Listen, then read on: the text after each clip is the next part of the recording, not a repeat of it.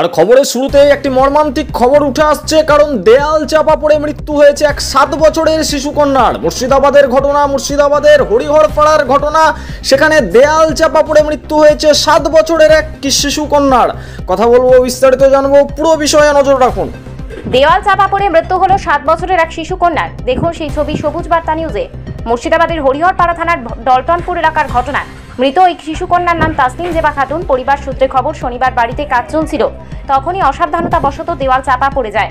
দেওয়ালের নিচে ঢাকা পড়ে যায় ওই শিশুকন্যা এবং তার মাথা ফেটে যায়। পরিবারের লোকজন তড়িঘড়ি হাসপাতালে নিয়ে গেলে চিকিৎসকরা মৃত বলে ঘোষণা করে। কান্নায় ভেঙে পড়েছে পরিবার পরিজনেরা। হরিহরপাড়া থেকে মেহেদি হাসানের রিপোর্ট, সবুজ বার্তা নিউজ।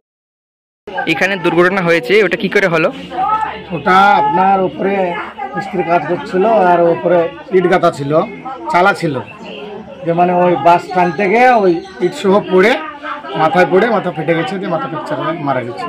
এখন হসপিটালে আছে? হ্যাঁ, হসপিটাল নিয়ে গেছিল, আমাদের হসপিটাল নিয়ে গেছিলো, এখান থেকে ট্রান্সফার করেছিল, বরান নিয়ে গেছিলো, বনপুর নিয়ে গেছে, এখন পোস্টমর্টম হবে, তারপরে। আচ্ছা,